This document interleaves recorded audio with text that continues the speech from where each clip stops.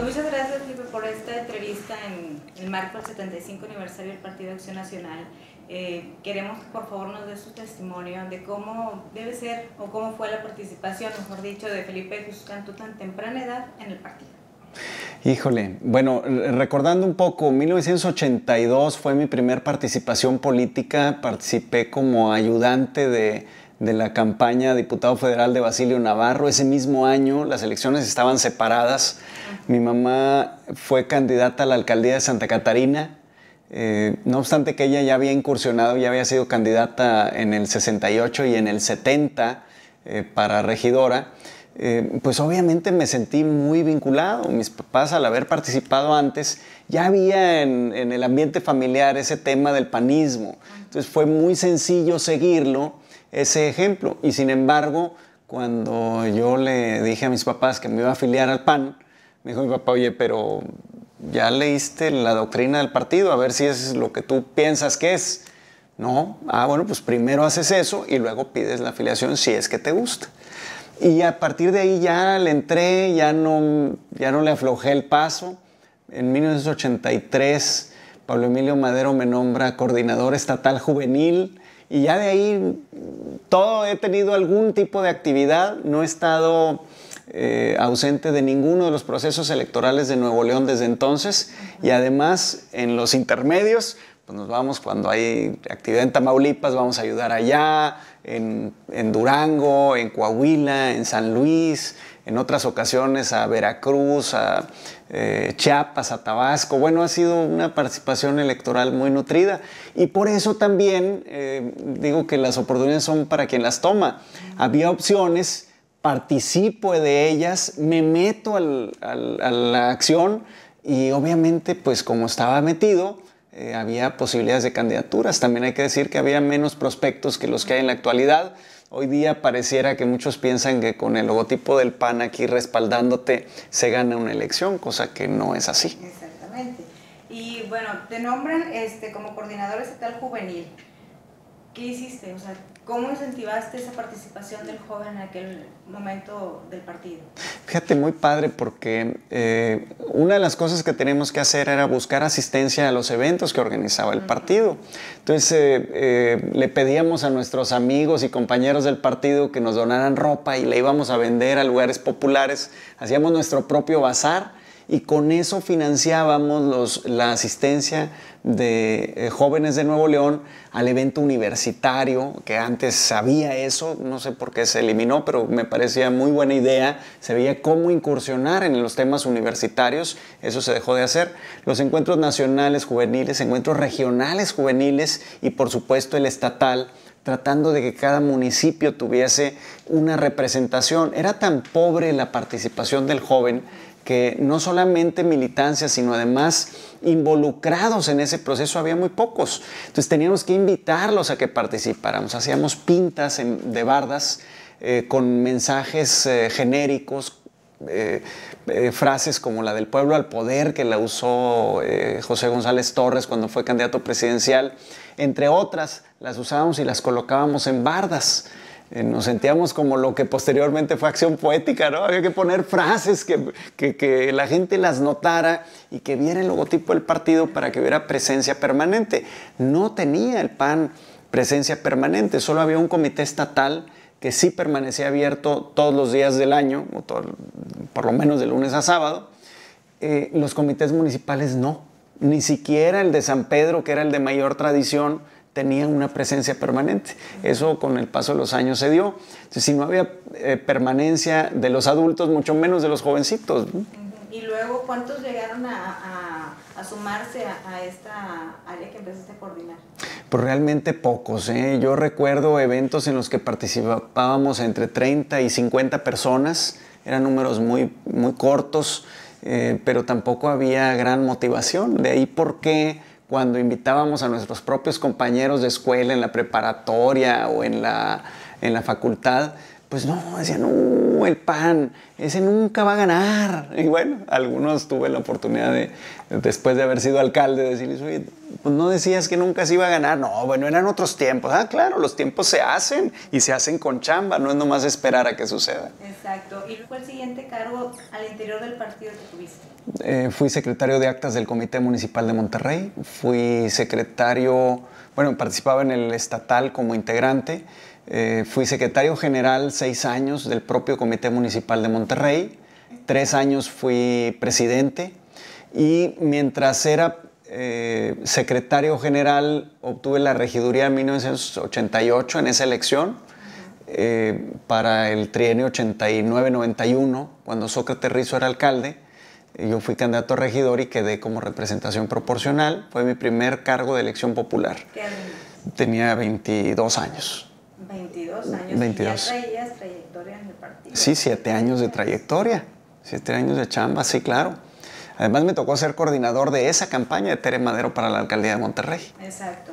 Ahora, en ese periodo llegas a ser regidor y estás, bueno, ¿sigues involucrado con los jóvenes o ya te vas un poquito más allá y estás coordinando ya otros movimientos y estás en otra etapa del partido? Yo realmente dejé de participar en lo juvenil como juvenil muy temprano también, porque pues si no había quien hiciera la chamba, si no había adultos, menos iba a haber jóvenes, pues alguien tiene que hacer la chamba.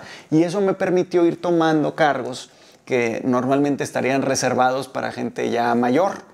Entonces, haber sido secretario general a los 17, 18 años, luego ser presidente a los 22, me obligó a tomar un rol diferente.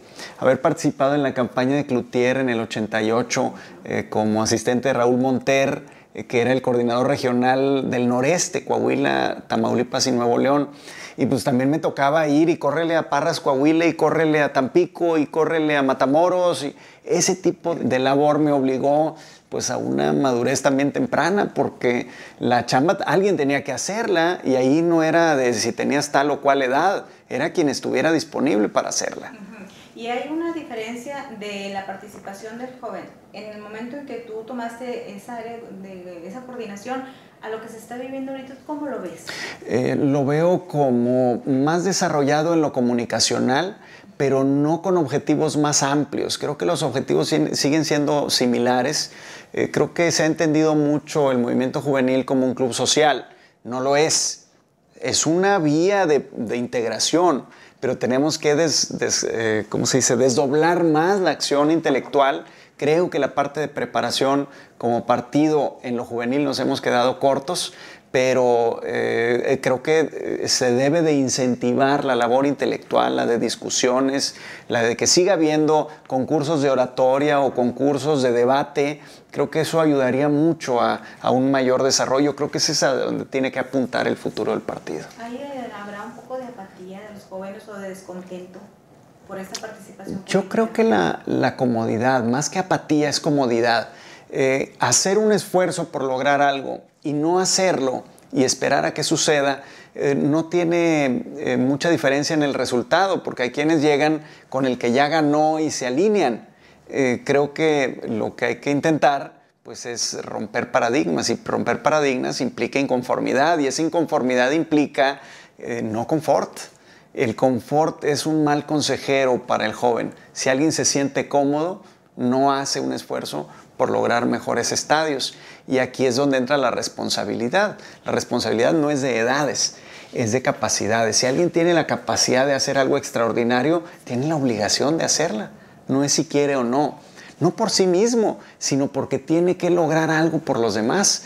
Y el cambiar el estado de cosas beneficia a todos. Ahora, si estos jóvenes, en su momento, cuando estabas liderándolos, participaban y eran poquitos y se fueron sumando, en este momento, ¿qué hará falta para sumarlos realmente? Para que vengan y digan, bueno, quiero estar en las filas del PAN y quiero hacer que el PAN, o quiero formar parte de ese partido para, no sé, quizás combatir lo que se está viviendo ahorita con el PRI gobierno.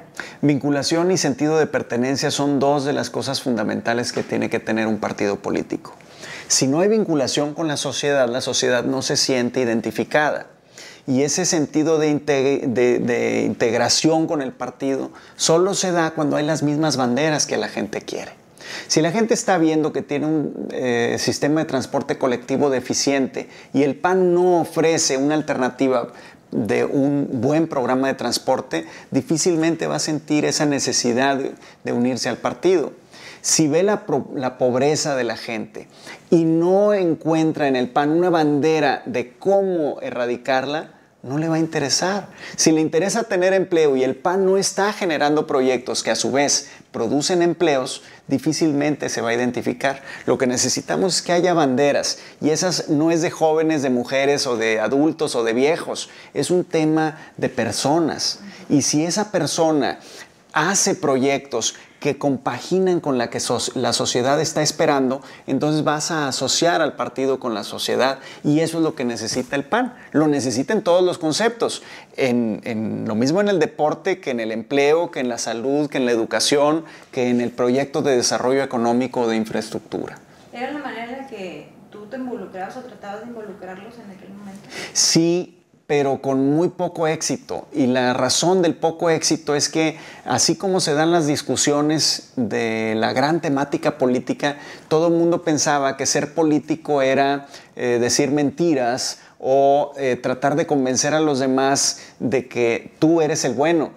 Y cuando necesitas una sociedad involucrada, no puedes decir aquí están los buenos y acá están los malos. Necesitas decir cuáles son las ideas que pueden hacer de todos una mejor sociedad. Exactamente. Y ahora, nada más regresándome un poquito, fuiste regidor. Sí. Y seguiste, y en ese momento que eres alcalde de Monterrey, ¿qué compromiso tenías en ese momento por ser uno de los políticos más jóvenes que encabezan la capital de Morena? ¿Qué compromiso? Sí, un compromiso, o cómo lo asumiste. Bueno. Bueno, mira, fue muy interesante porque antes de ser alcalde fui diputado local y diputado federal. Me tocó ser parte de una minoría, primero en lo local y también en lo federal. Entonces teníamos una potencia de denuncia fuerte. Había que denunciar lo que estaba incorrecto. Y uno de los mayores compromisos que tienes cuando denuncias algo que está incorrecto es que tienes que solucionarlo. Y cuando me toca tener la mayoría en el cabildo, es decir, ganar la alcaldía, lo menos que podía hacer era que eso que le criticaba a los demás tenía que demostrar que sí se podía hacer. Y uno de los grandes proyectos que hicimos fue el de la transparencia. Decíamos, oye, no nos dejaban ver la nómina, no nos dejaban ver una copia de un cheque, no nos dejaban ver la lista de proveedores, no nos decían cuánto ganaba la gente. Pues tenía que mostrar que eso sí se podía. Y se lo demostramos a todos esos que se negaban a publicarlo, lo demostramos. Y no había una ley de transparencia, no había un reglamento de transparencia, había una voluntad política de hacerlo, que es lo que más se necesita. Si tú te atienes a lo que diga la ley, te pasa lo que acaba de suceder con la ley de telecomunicaciones. Nace casi muerta porque uno de los grandes partícipes dice, bueno, hay una rendijita ahí, por esa rendijita me voy. No necesitas una ley cuando hay voluntad. Exacto. Y entonces asumes el compromiso de transparentar la administración y de concretar proyectos. ¿Cuáles fueron para ti los que marcaron tu administración? Bueno, varias cosas. Yo veía la parte de la movilidad urbana como un proyecto obligadísimo, y generamos alternativas viales, generamos avenidas nuevas. Antes de mi administración yo veía con mucha simpatía que Chema abrió una avenida que era la de José Ángel Conchello, que esa pues se había tardado muchísimo. Pero nosotros veíamos que había proyectos que como ese estaban muy atrasados y otros alcaldes no quisieron hacerlos. Entonces hicimos alternativas, ampliaciones donde no se quería, como el caso de la avenida Ruiz Cortines. Tenía que hacerse. Oye, que hay un panteón ahí. Bueno, hay que hacerlo. La sociedad lo necesita, entonces hay que hacerlo. No era un día te gusta y otro día no. Había que hacerlo. Otra cosa era la avenida del Acueducto, o la prolongación de la avenida Fundadores en el lado de Monterrey. Luego hicimos un paseo de la luz que no estaba conectado por ahí, la zona de la Estanzuela. Se hizo con 0 pesos, 0 centavos del gobierno municipal. se hizo con aportaciones de particulares, sin embargo, para servicio público, no era de que era para ellos, era para toda la sociedad.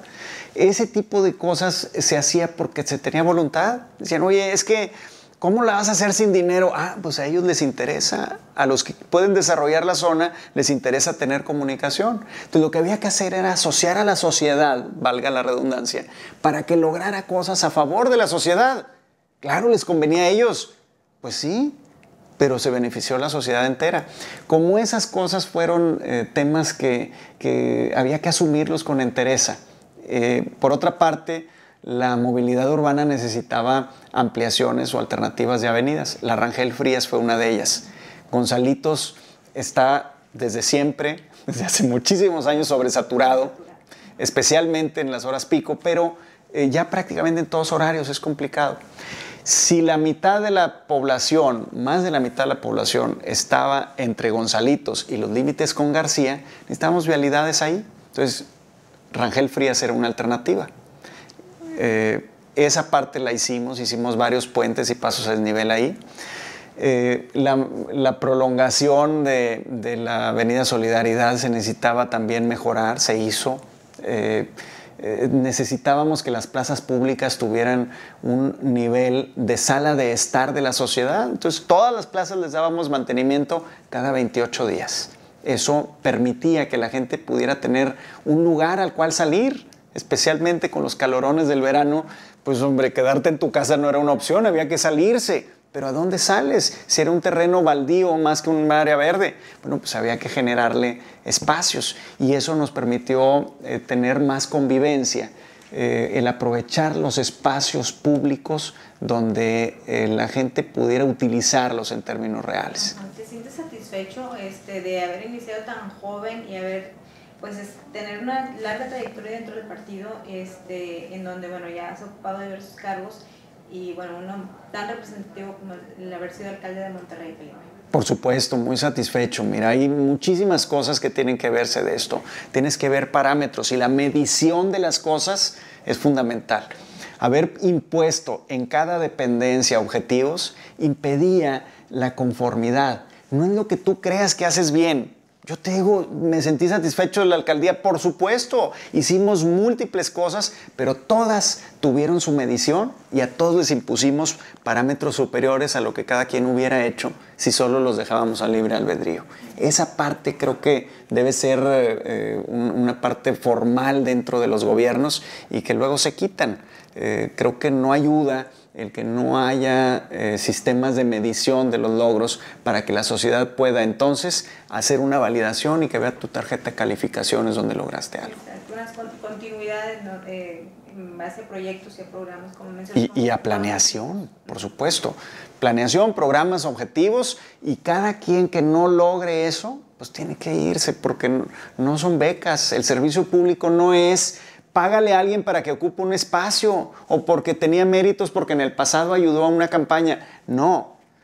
Sí queremos que participe la gente que siente el mismo compromiso, pero eso no le da una beca de 3 años o de 6 años, según el gobierno, si sea trienial o sexenal. Lo que necesitas es satisfacer las necesidades de la sociedad. Si no lo haces bien, no tienes por qué estar recibiendo dinero de esa gente que paga sus impuestos para simplemente vanagloriarte tú y decir, yo estoy en una posición. No se trata de ocupar un espacio, sino de desempeñar una función. Exacto. ¿Qué les dices entonces a aquellos jóvenes que quizás tienen esa intención de participar en política y no se deciden? Bueno, la primera es que hay una obligación social. Todos somos parte de una sociedad y al ser parte de la sociedad estamos obligados a mejorarla. Ese es el primer punto. El segundo punto es que cuando hay un gobernante al que podemos criticar por su ineptitud o por su corrupción o por lo mal que pueda estar desempeñando una función, entonces tenemos la obligación de vernos ahí y superarlo. Si no estamos participando, damos pie a que esa gente nefasta ocupe los espacios de gobierno. Bueno, pues hay que ser diferentes y podemos hacer un planteamiento concreto y proponernos para esos cargos. Pero eso implica también otro tipo de responsabilidad. Tienes que prepararte. Ser observador de los problemas no es quítate tú para ponerme yo.